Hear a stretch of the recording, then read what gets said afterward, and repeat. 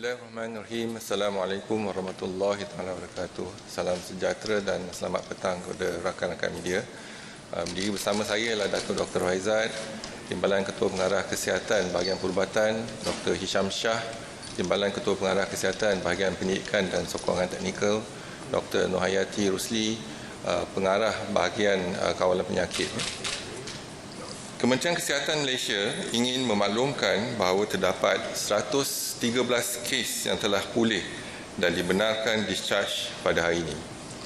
Ini menjadikan jumlah kumulatif kes yang telah pulih sepenuhnya daripada jangkitan COVID-19 dan telah discharge pada ward adalah sebanyak 2,108 kes, iaitu 45% daripada jumlah keseluruhan kes.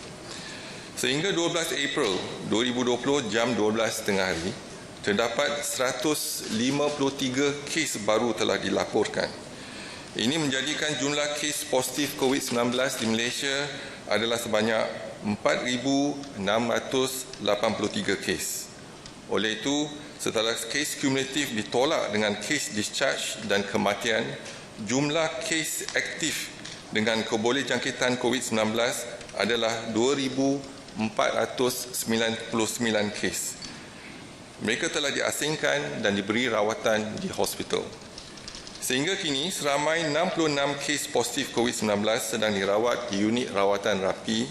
Daripada jumlah tersebut, 37 kes memerlukan bantuan pernafasan. Daripada maklumat terkini yang dilaporkan ke CPRC Kebangsaan, duka cita dimaklumkan bahawa terdapat pertambahan 3 kes kematian berkaitan dengan COVID-19. Justru jumlah kumulatif kes kematian COVID-19 di Malaysia adalah sebanyak 76 kes, iaitu bersamaan dengan 1.62% daripada jumlah keseluruhan kes. Kes kematian ke-74, iaitu kes 4,531 merupakan lelaki warga negara Malaysia berumur 54 tahun dan mempunyai latar belakang penyakit kencing manis, darah tinggi dan penyakit buah pinggang. Beliau telah dirawat di Hospital Tuanku Jaafar Seremban, Negeri Sembilan pada 11 April 2020 dan disahkan meninggal dunia pada 12 April 2020 jam 1.50 pagi. Kes kematian ke-75 iaitu kes 3,469 merupakan lelaki warga negara Malaysia berumur 90 tahun dan mempunyai latar belakang kencing manis, darah tinggi dan penyakit jantung.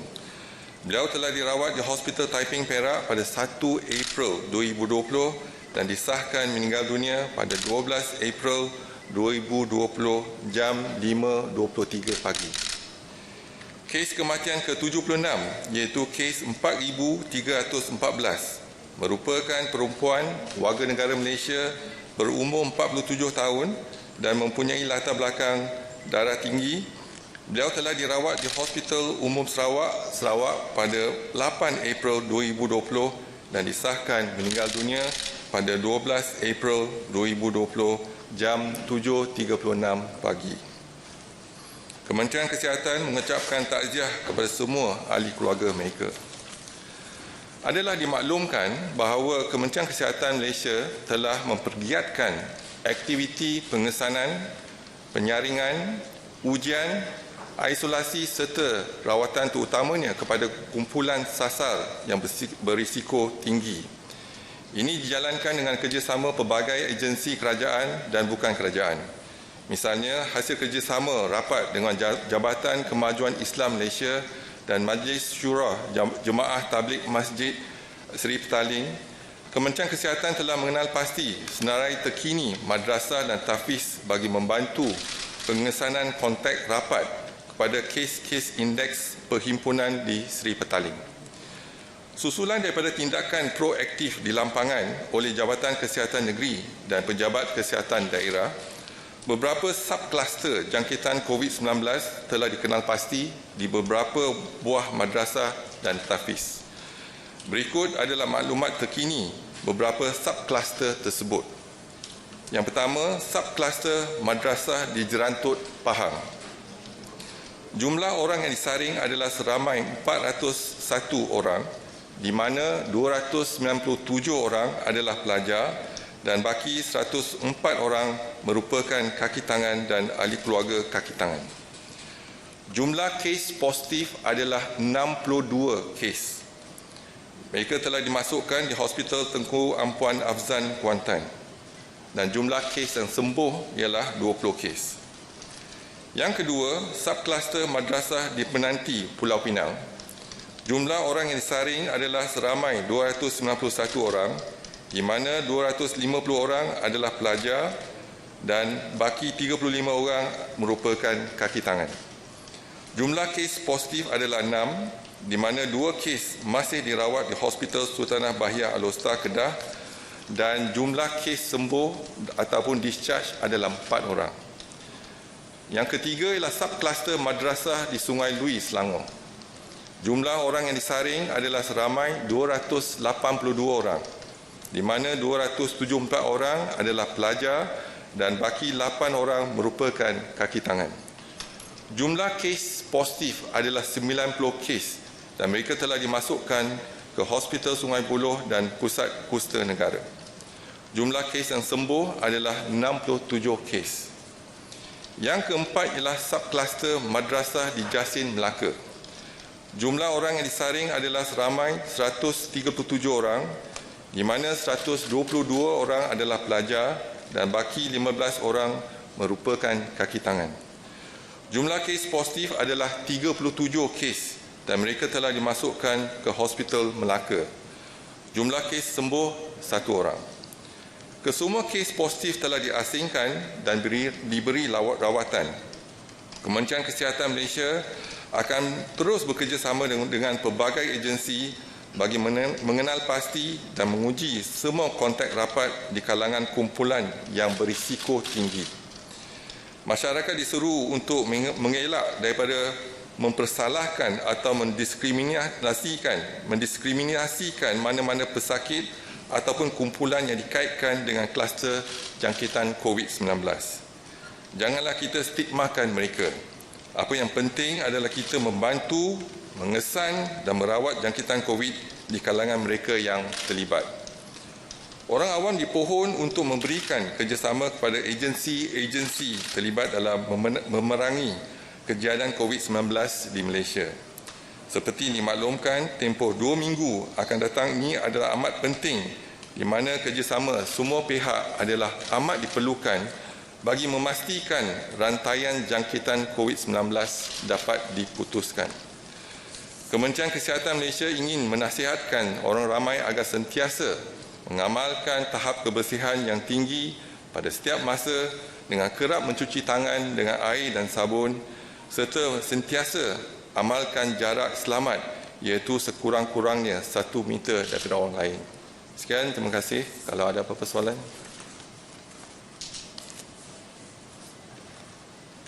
Datuk DG, 2 soalan di sini. Hari ini Persatuan Farmasi ada cadangkan untuk lanjutkan kontrak pegawai farmasi untuk bantu negara dalam perangi COVID-19 dan apa respon Datuk DG tentang ini? Dan kedua, sekiranya kontrak mereka tak dilanjutkan, adakah KKM mempunyai pegawai farmasi yang mencukupi untuk perangi COVID? Itu saja Datuk DG. Yang pertama, isu kontrak. Jadi kita kena rujuk dengan kepada bahagian sumber manusia dan agensi pusat ya untuk melanjutkan kontrak tersebut. Walaupun dari segi ahli farmasi setakat ini kita memang cukup, tetapi mereka yang telah habis kontrak pun boleh juga berkhidmat dengan Kementerian Kesihatan mengikut jangka pendek dengan kontrak, bukan kontrak ya, sukarelawan jangka pendek.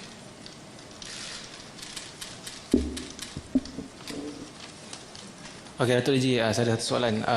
Betul ke sekarang ni ada satu kajian mengenai tocilizumab untuk bersama dengan untuk mengesan kiranya keberkesanan ubat tersebut untuk pesakit COVID? Ada satu penyelidikan 2 hospital Kementerian Kesihatan kita telah laksanakan bersama kerjasama penyelidikan bersama dengan universiti, dan apa yang penting ialah yang kita kena lihat cara menjalankan penyelidikan tersebut di 4 hospital kalau tak silap saya, dan kita harapkan mereka mematuhi SOP ataupun tata cara menjalankan pendidikan, dan semoga mereka dapat hasil-hasil pendidikan yang dapat bermanfaat kepada Kementerian Kesihatan.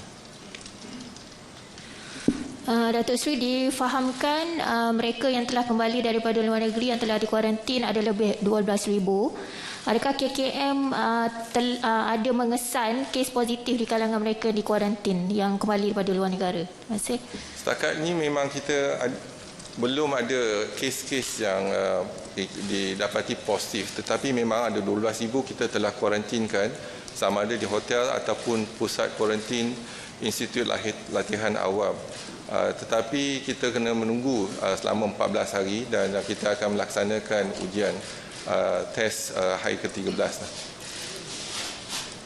Dato', I've got 2 questions here. Can I get an update on the clusters data, like the Italy cluster, the Bangi wedding, Kuching Church, and the Tabligh sub-cluster in Rembau? Okay. How many have been screened, tested, how many pending, and how many positive and negative? And the other question is about the PKNS flat in Kampung Baru, which has stricter controls. How many more buildings are like this, and where are they? Okay, I answer the second question first. There's one death yesterday related to PKNS flat. Therefore, we are doing our active case detection over the area, basically in the vicinity. More important is that rest assured that our pejabat kesihatan daerah is taking action on that. With regards to the extended or enhanced MCO, di Kluang jumlah kes disaring ialah 3,486 orang. Jumlah kes positif di Kluang ada pertambahan 10 kes, iaitu 193 kes. Bandar Baru Ibrahim Majid 155 kes dengan pertambahan 10 kes. Lain-lain lokaliti tiada pertambahan, iaitu kekal 38 kes. Dan pecahan jumlah ikut mukim, Ulu Benut 170 kes, iaitu pertambahan 10 kes. Kluang 18, Macap 4 dan Nyong 1.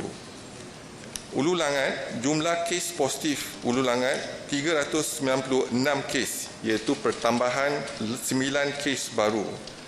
Kampung Sungai Lui kekal 92 kes. Bukan Kampung Sungai Lui, iaitu 304 kes, ada pertambahan 9 kes di situ. Dan pecahan ikut mukim, Ampang 62 kes, Branang 11 kes, Ceras 43, iaitu pertambahan 2 kes di Ceras, Ulu Langat 108 kes, Kajang 156 kes, ada pertambahan 2 kes, Semenyih 11 kes, Ulu Semenyih tak ada. Jadi kematian di daerah Ulu Langat adalah seorang, iaitu PUI daripada Indonesia. Menara City 1, Menara City 1, jumlah kes positif Menara City 1 adalah 31, iaitu pertambahan 1 kes. Dan ada 1 kematian, iaitu melibatkan warga negara Pakistan. Malaya Mansion, jumlah kes positif Malaya Mansion adalah 4 kes, iaitu tiada pertambahan. Selangor Mansion, jumlah kes positif Selangor Mansion adalah pertambahan 32 kes. Berarti dengan jumlah 75 kes di Selangor Mansion sahaja. Dan yang itu saja. Sorry, I just want to clarify about my second question about the BKNS flat in Kampung Baru. Not sure whether you said whether there are other buildings who are under the same No, at the situation. moment we just focus in that building for our activities. It's just like Selangor Mansion, Malaysian Mansion and activities.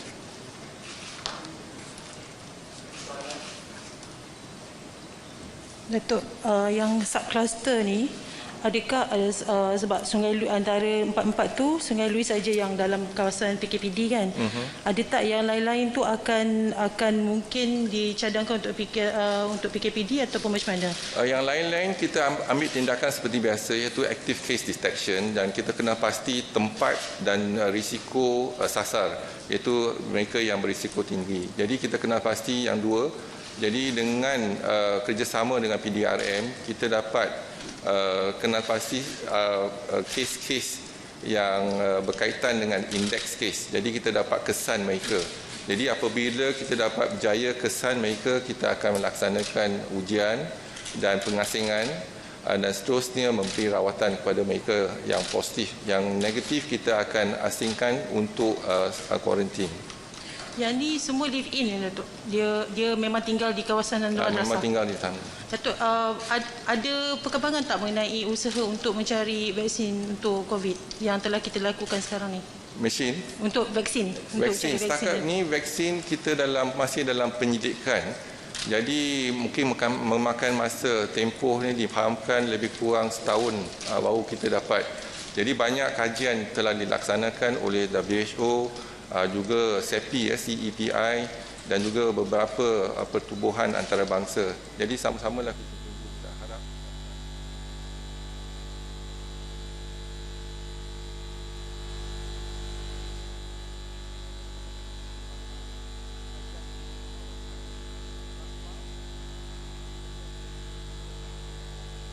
Perbincangan antara KKM dengan Amerika Syarikat berhubung dengan penggunaan rapid test kit yang boleh mengesan virus dalam masa setengah jam. Yang menggunakan plasma setakat ni kita ada lebih kurang 12 sakit yang telah tampil sampai dan belum kita ambil darah sakit tersebut, kita kena beri kaunseling dan kita kena laksanakan ujian-ujian jangkitan kuman sakit ataupun ujian COVID dan jangkitan kuman yang lain kita kena pastikan tidak ada. Dan setelah memberi kaunseling kepada mereka, kita akan rujuk mereka ke pusat darah negara dan kita akan ambil darah dan kita akan laksanakan kajian tersebut. Dan sekarang ini kajian masih peringkat yang awal, jadi kita kena lihat dulu, mungkin akan memakan masa sebelum kita dapat satu bukti-bukti yang cukup untuk kita gunakan. Bagaimanapun apa yang kita gunakan ialah plasma. Plasma memang fresh frozen plasma contohnya memang kita boleh guna untuk pesakit yang COVID. Tetapi yang kita lihat adalah kandungan antibody, IgM, IgG dan sebagainya.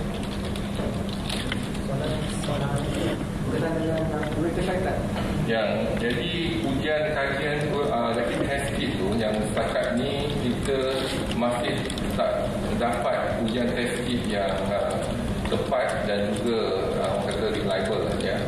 Jadi hari ini pun kita ada laksanakan, hari ini besok ada test kit yang daripada Korea. Kita harapkan keputusannya akan memberikan keputusan yang ketepatan yang tinggi untuk kita guna pakai. Dan memang test kit ni apa yang advantage ataupun yang penting adalah mereka test kit ni boleh dilaksanakan dalam tempoh yang singkat. Jadi turnaround time yang digunakan untuk test kit ni adalah pendek, mungkin setengah jam, mungkin 1 jam. Tetapi satu lagi kelebihan ialah test kit ini mudah dialih. Boleh kita gunakan di klinik dan point of care. Tetapi sekarang ni masih kita tak dapat test kit yang accurate and reliable. Jadi kita harap sehari 2 ni kalau ada data dan sebagainya. Yang test kit daripada Amerika Syarikat masih kita sedang lihat. Tetapi ada isu sebab pembuatan daripada Malaysia atau Pulau Pinang, tetapi reagent daripada Taiwan. Jadi kita kena hubungi Taiwan untuk dapatkan reagent tersebut dan juga kelulusan daripada IT yang ada daripada Amerika Syarikat. Jadi kita kena dapatkan kelulusan daripada syarikat tersebut. Okay, last question. Okay. Itu tadi mengenai yang saya tahu peringkat awal lagi yang gas vaksin tu kan. Tapi adakah termasuk sekali dengan kajian bersama dengan UM tu dan juga kenapa tocilizumab tu yang berbeza dua, yang tu vaksin, satu ialah vaksin, satu ialah ubat. Ubat yang kita ada ialah kajian daripada UM satu. Kita juga ada kajian solidarity trial daripada United WHO yang mana kita lihat ubat-ubat yang lain. Contohnya ubat anti-HIV, ubat yang sekarang ni kita pun guna tapi guna secara off-label. Juga hydrochloroquine dan sebagainya. Jadi banyak ubat-ubat kita telah kenal pasti dan kita akan melaksanakan yang tersebut. Jadi satu ialah kajian vaksin, satu ialah kajian ubat. Jadi kalau kita lihat kalau vaksin kita dapat kesan, kita akan gunakan vaksin untuk meningkatkan antibody pada setiap orang kalau kita ada vaksin tersebut. Tetapi ubat ialah untuk perawatan. Jadi kalau pesakit yang tahap 3, tahap 4, jadi kita ada option rawatan ubat yang terbaik. Sekarang ni pun kita guna ubat tersebut, tapi kita kena pantau dia punya kesan samping ubat tersebut. Satu lagi soalan. Saya nak tanya tentang lorong sanitasi yang dibangunkan oleh pihak-pihak bersendirian ataupun NGO di kawasan setempat. Jadi nak tanya keberkesanannya alat tersebut. Jika pihak Turki dan China meletakkan alat tersebut di tempat-tempat awam, mungkin kita mahu tahu keberkesanannya. Dan satu lagi, menurut satu laporan WHO, Korea Selatan mendapati sejumlah kes yang agak besar, iaitu 91 kes, di mana bekas pesakit COVID kembali positif selepas discharge daripada hospital. Adakah di negara kita PKM mengesan situasi tersebut? Terima kasih. Yang tu apa ni dia kata tunnel sanitizer tu sekarang ni setakat ni memang tak ada bukti saintifik ataupun klinikal yang mengatakan yang tunnel sanitizer ni berkesan. Walaupun Kementerian Kesihatan di bawah CPRC dengan CRC di bawah CRC dan juga CRM telah dikenal pasti untuk melaksanakan penyidikan untuk melihat keberkesanan menggunakan sanitizer tunnel tersebut. Jadi kajian telah sedang dilaksanakan. Jadi harap mungkin kita akan dapat data. Tetapi setakat ini kita tak ada bukti-bukti yang kukuh untuk mengatakan dia berkesan. Dan yang kedua mengenai kes-kes positif. Memang ada kes-kes yang positif yang kita dah discharge negatif. Ada 2-3 kes, tetapi dia masih dalam peringkat weak positif, iaitu dalam peringkat virus shedding. Jadi kadang-kadang ada kala dia very weak. Jadi dia tak menjangkiti, tetapi pengesanan tu memang lemah. Jadi itu mungkin salah satu sebab yang dapat weak positif tu. Datuk, yang jumlah tu ada berapa ramai tak yang weak positif tu, ada berapa jumlah dia, dan juga yang PKNS tu berapa yang positif?